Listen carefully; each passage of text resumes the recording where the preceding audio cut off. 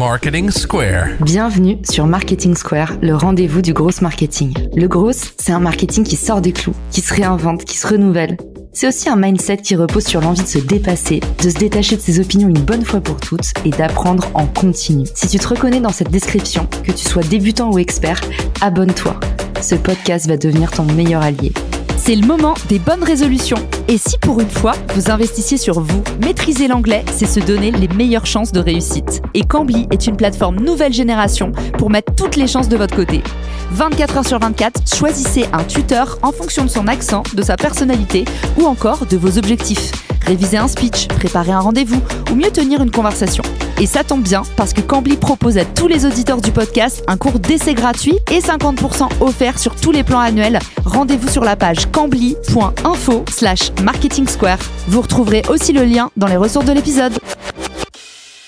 Bonjour à tous et bienvenue dans ce nouvel épisode de Marketing Square, un épisode collector puisque aujourd'hui c'est l'épisode des bonnes résolutions. Cette année, on a envie de changer sa vie, alors devinez qui j'ai invité, Clotilde Dussoulier, l'hôte du podcast Change ma vie et du programme de coaching éponyme. Clotilde, je suis ravie de te recevoir dans le podcast, bienvenue chez nous. Bonjour Caroline, je suis ravie d'être là. J'ai voulu t'inviter aussi parce que tu as toujours une approche très rationnelle, très actionnable, très scientifique finalement du coaching. Et en fait, ça c'est lié à ton passé puisque tu es une ancienne ingénieure. Voilà, j'ai une formation d'ingénieur en informatique. Donc, j'ai eu une première carrière dans ce domaine.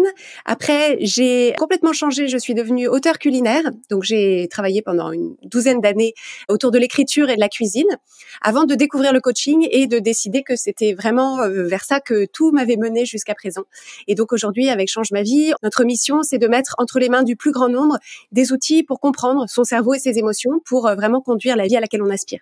Et c'est vrai que j'ai appris par Caroline Ramad, et on lui fait un coucou, la fondatrice de 15 Tech, que tu étais une ancienne star de la cuisine. Alors forcément, moi, comme je n'ai jamais lu une recette de ma vie, je ne connaissais pas ton passé de blogueuse food. Et justement, en parlant de recettes, aujourd'hui, on va faire notre petite popote pour comprendre un petit peu comment est-ce qu'on peut créer des bonnes résolutions qui marchent pour cette année, comment est-ce qu'on peut façonner une meilleure version de nous-mêmes, comme disent les coachs en développement personnel. Clotilde, première question, dis-nous tout. Est-ce que c'est une bonne idée déjà de prime abord de prendre des bonnes résolutions ? Alors, la première chose à dire sur les bonnes résolutions, c'est d'où vient cette envie de renouveau, cette envie de nouveau souffle et de page blanche qui nous prend la plupart d'entre nous. Alors, on sait que les personnes qui écoutent Marketing Square, ce sont des personnes, tu le dis en introduction, qui veulent sortir des clous, qui veulent se réinventer, se renouveler, se dépasser et apprendre en continu. Et donc, il me semble qu'en début d'année, c'est vraiment précieux de cueillir cette envie qu'on ressent tous de mener l'année suivante d'une façon plus alignée, d'une façon qui nous correspond mieux pour pouvoir avancer pendant toute cette année plus loin que ce qu'on a fait l'année d'avant. Donc, à mon sens, c'est vraiment ça qu'il faut valoriser à ce moment-là de l'année. Et la question, c'est comment est-ce qu'on fait et comment est-ce qu'on se fixe des bonnes résolutions pour justement que ça fonctionne pour nous et non pas contre nous. Et justement, en termes de timing, c'est une de mes questions aussi. Est-ce qu'il y a des bonnes pratiques ? Comment est-ce que on crée les conditions du succès ? Est-ce que c'est mieux de faire ça le 31, mais on a un peu les mains dans la bûche ? Ou c'est mieux le 1er, mais on a déjà un peu mal aux cheveux ? Qu'est-ce que tu recommandes en fait comme timing pour justement prendre les bons engagements envers soi-même ? En termes de timing, il y a les fins décembre et les débuts janvier. Il me semble que ce qui est intéressant, c'est justement de profiter de cette aspiration de début janvier pour se poser ces questions-là. Quand on parle aux gens de bonnes résolutions, la plupart des gens lèvent les yeux au ciel en se disant « Oui, alors les bonnes résolutions, j'en prends chaque année. Ça tient 4 jours et puis au bout de 4 jours, soit j'ai tout oublié, soit j'ai tout laissé tomber. » Et donc l'idée, c'est de se dire comment est-ce qu'on fait pour capitaliser sur cette envie de renouveau, sur ces aspirations, sans toutefois se torpiller et que ce soit un coup d'épée dans l'eau. Donc, si ça te va, moi, j'ai listé 3 erreurs communes. La première erreur que je veux évoquer avec vous, c'est ce que j'appelle les résolutions punitives. En fait, les résolutions punitives, c'est toutes les résolutions qu'on prend en jugement de soi qui viennent pallier ou compenser tout ce qu'on a identifié comme étant des manquements, des choses qu'on n'a pas faites, des choses qu'on n'a pas faites bien. Et en fait, ça, c'est le type de résolution qu'on prend quand on fait le bilan de l'année d'avant et qu'on a fait la liste de toutes les façons dont on n'a pas été à la hauteur de nos propres attentes. Et ça, c'est problématique parce que ça nous met dans un climat de jugement de soi et donc de désapprobation, voire de honte de nous-mêmes. Et en fait, l'être humain ne change pas bien dans une atmosphère de jugement. Quand vous réfléchissez, si vous avez un manager qui vous juge ou un parent qui vous juge ou des amis qui vous jugent, en réalité, ce que ça fait, c'est que ça vous met sur la défensive. vous avez envie de tout faire sauf d'écouter ce qu'on vous propose comme jugement. Et donc, ça crée de la résistance. Et c'est ça qui fait que souvent, on abandonne les résolutions. C'est parce qu'en fait, à chaque fois qu'on y pense, on entend intérieurement tous nos jugements de nous. Et donc, par exemple, c'est l'année dernière, j'ai pas fait du tout de sport. Et donc, je me juge de façon très négative parce que j'ai pas bougé mes fesses du canapé, ça va pas du tout. Et donc, c'est avec cette énergie de jugement que je me propose de faire mieux l'année prochaine. Donc ça ne fonctionne pas. Ce que moi, je recommande, c'est avant de se poser la question des bonnes résolutions, de commencer par faire un bilan versant positif, versant ensoleillé de l'année écoulée. Au lieu de commencer par un bilan de tout ce qu'on n'a pas fait, tout ce qu'on a mal fait, tout ce qu'on n'a pas fait assez bien, se mettre d'abord dans un état d'esprit d'appréciation et de fierté de ce qu'on a effectivement fait, de ce qui s'est bien passé, de ce qu'on a envie de consolider et de renforcer pour l'année d'après. Parce que ça, en fait, quand on fait ce bilan-là, ça permet de se mettre dans un état d'esprit où on crée une sorte de complicité avec soi-même. On se dit, ce que tu as fait l'année dernière, il y a plein de choses qui sont vraiment bien, il y a plein de choses qui se sont hyper bien passées, il y a plein de choses que tu as réussies. Et qu'est-ce que tu veux faire de plus, de mieux ou encore mieux l'année prochaine?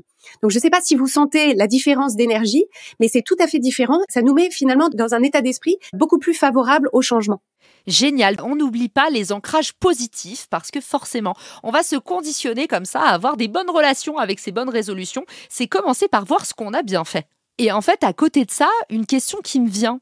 Tu nous parles du jugement des autres qui est un peu le pire ennemi de nos bonnes résolutions. Mais du coup, les bonnes résolutions, sont-elles faites pour être partagées? Est-ce que toi, tu ne recommanderais pas de les garder pour soi? Ou est-ce que c'est mieux, au contraire, d'activer ce qu'on appelle la peer pressure, la pression des pairs pour justement considérer que une fois que vous avez pris un engagement en public, vous êtes 2 fois plus à même peut-être de le respecter? Je pense que c'est à chaque personne, selon son mode de fonctionnement, d'ajuster ça. Il y a des personnes qui se tiennent sans trop de difficultés à leurs engagements envers elles-mêmes, mais c'est vrai que la grande majorité des gens tiennent mieux leurs engagements envers d'autres personnes qu'envers elles-mêmes, ce qui est souvent un sujet d'ailleurs qui se manifeste dans d'autres domaines de leur vie. Donc c'est intéressant de questionner ce mode de fonctionnement. Et je pense justement que ce qui permet de tenir nos engagements envers nous-mêmes d'une façon qui est beaucoup plus fluide, ça me ramène à cette deuxième erreur que font la plupart des gens, qui sont finalement d'exprimer leur résolutions, leurs envies de changement en fuite, c'est-à-dire en creux. Ce sont des personnes qui expriment leurs résolutions plutôt en mode « je vais arrêter de faire certaines choses » plutôt que « je vais commencer à faire d'autres choses ».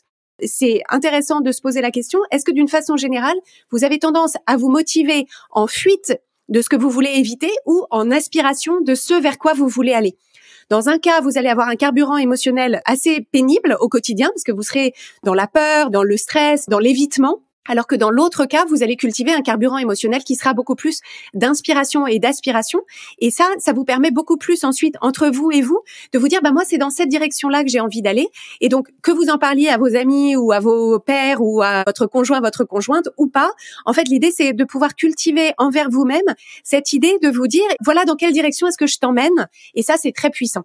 Si, par exemple, vous avez envie d'arrêter de procrastiner, vous avez envie d'arrêter de manger du sucre, vous avez envie d'arrêter de zapper le sport, vous avez envie d'arrêter de vous énerver ou de courir tout le temps, ça, c'est une motivation qui est exprimée en creux, c'est-à-dire c'est ce que vous voulez éliminer ou retirer de votre vie, mais c'est beaucoup plus efficace de dire, en fait, qu'est-ce que je veux à la place? C'est-à-dire, au lieu de procrastiner, qu'est-ce que je veux faire? Au lieu de manger du sucre, qu'est-ce que je pense qui me ferait plus de bien? Au lieu de zapper le sport, qu'est-ce que j'ai envie de créer comme dynamique de mouvement dans mes journées? Moi, ma recommandation, c'est dans la définition de vos bonnes résolutions, de vous poser vraiment la question, quelles sont les expériences que j'ai envie de vivre? Comment est-ce que j'ai envie de me sentir? Et surtout, quelle est la personne que j'ai envie de devenir pendant cette année-là?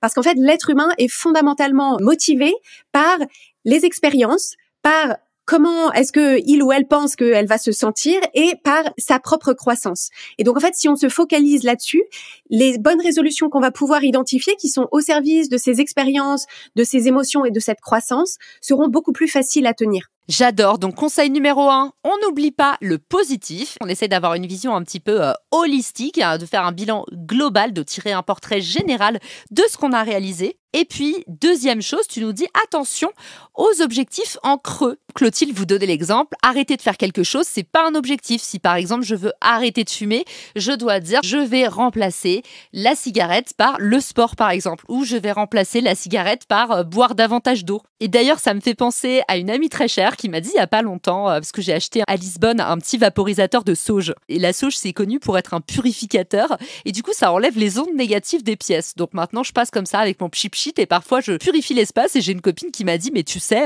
ça sert à rien de purifier ton appartement si tu remplaces pas ça par une intention derrière. Et du coup, voilà, je vous le dis en même temps, j'ai trouvé ça intéressant de dire, oui, c'est bien d'évacuer le négatif, mais en fait, c'est ce que dit Clotilde, attention aux objectifs en creux. L'idée, c'est pas juste d'évacuer le négatif, c'est beaucoup plus puissant si vous adoptez ce mindset un peu antifragile et si vous remplacez le négatif par du positif. Exactement. En fait, c'est vraiment cette idée-là. Encore une fois, l'être humain est peu motivé par l'évitement ou la fuite. C'est-à-dire, en fait, on est motivé par l'évitement et la fuite, mais ça nous crée au quotidien une expérience qui est assez pénible à vivre. Parce que ça crée du stress, ça crée de la pression, ça crée de la peur. En réalité, on avance beaucoup mieux dans notre quotidien si on est plutôt inspiré ou aspiré par, comme tu le dis, ses propres intentions. Et ça nous amène à la troisième erreur qui est très commune, qui est finalement de se donner des bonnes résolutions qui partent dans 12 directions différentes. Et ça crée de l'éparpillement. C'est typiquement des personnes qui vont avoir des bonnes résolutions dans leur travail, en termes d'organisation, de structuration pour mener leur projet, leur business. Et puis elles ont aussi des bonnes résolutions de sport, de soins d'elles-mêmes, d'alimentation. Et puis des bonnes résolutions relationnelles. Donc c'est voilà, dans mon couple, avec mes enfants si j'en ai, avec mes amis, ma vie sociale, ma vie culturelle, etc. Et donc tout ça part dans tous les sens. Ce qui se passe, c'est que en début d'année, quand on a la liste bien en tête, on a la liste sous les yeux. Mais en réalité, au bout d'une semaine, c'est impossible pour le cerveau humain de travailler dans 12 directions différentes. Au bout d'un moment, cet éparpillement fait que on en a lâché la moitié en cours de route, si ce n'est la totalité. Donc ça, cet éparpillement, il est très commun et c'est une des raisons pour lesquelles souvent les bonnes résolutions sont abandonnées. C'est qu'en réalité, chacune de ces bonnes résolutions demande la totalité de notre attention et de notre pouvoir de volonté. La force de notre volonté, on en a une réserve limitée et donc on finit par tout lâcher. Ma recommandation, ce qui fonctionne beaucoup mieux, c'est de choisir en fait une intention pour son année et de se dire voilà globalement le cap dans lequel j'ai envie de m'emmener cette année et ensuite s'assurer que toutes les bonnes résolutions qu'on prend, toutes les bonnes résolutions en termes d'actions différentes puissent être au service de cette intention. Et donc nous, chez Change ma vie, on utilise un outil, donc c'est ce qu'on appelle le mot de votre année et en fait, c'est un mot qui représente cette intention, ce cap, une sorte de mantra, voilà, de thème pour son année. Tous les mots du dictionnaire finalement qualifiés, mais ça peut être par exemple si on se dit moi je vais me donner en 2023 comme mot audace, mouvement ou sérénité, alignement. Et ensuite, l'idée, c'est de se dire, voilà, que ferait l'audace dans telle ou telle circonstance? Que ferait l'audace dans mon travail? Que ferait l'audace dans mon couple? Que ferait l'audace dans le soin que j'apporte à mon corps et mon hygiène de vie? Et donc, en fait, ça permet d'avoir un cap qui est unifié. Et donc, au lieu de demander à notre cerveau de poursuivre 12 lièvres à la fois, en réalité, il y en a un seul qui est la ligne de crête, finalement, de notre intention. Et ensuite, on se dit, dans mon travail, dans ma vie personnelle, dans ma vie culturelle, dans ma vie sociale, dans mon rapport à mon corps et à mon hygiène de vie, voilà le cap dans lequel j'ai envie de m'emmener. Et ça, c'est très efficace, ça fonctionne très bien. C'est un outil qu'on propose depuis plusieurs années.